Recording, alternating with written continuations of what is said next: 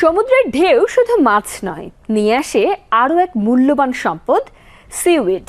জলের নিচের এই সবুজ শৈবাল এখন বাংলাদেশের উপকূল জুড়েও তৈরি করছে সম্ভাবনার নতুন গল্প।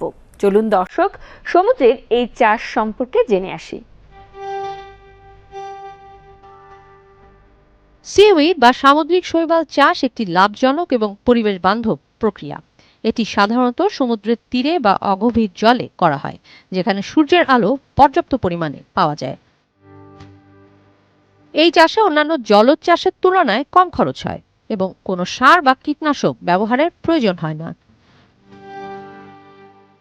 সাধারণত দড়ি বা জালের সঙ্গে আটকে রাখা হয় সিউইডের চারা। সমুদ্রের সূর্যালোক, স্বচ্ছ পানি এবং প্রাকৃতিক পরিবেশেই ধীরে ধীরে বেড়ে ওঠে এই শৈবাল। সিউইডে রয়েছে নানা ধরন, সবুজ, লাল আর বাদামি। খাদ্য হিসেবে ব্যবহৃত হয়, আবার কিছু প্রজাতি দিয়ে তৈরি হয় প্রসাধনী, ঔষধ, এমনকি শিল্পজাত কাঁচামাল।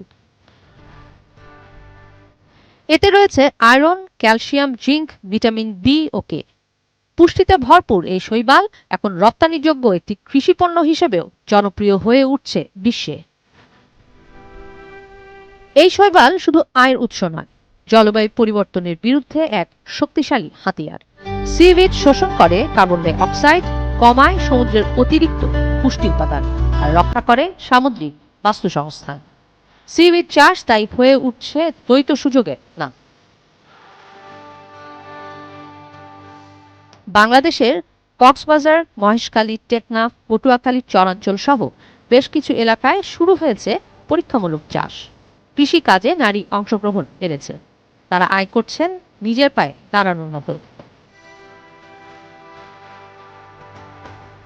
বাংলাদেশে যদি সরকারি সহায়তা, গবেষণা ও প্রশিক্ষণ সম্প্রসারণ করা হয়, তাহলে এই খাত হতে পারে ব্লু ইকোনমির অন্যতম ভিত্তি।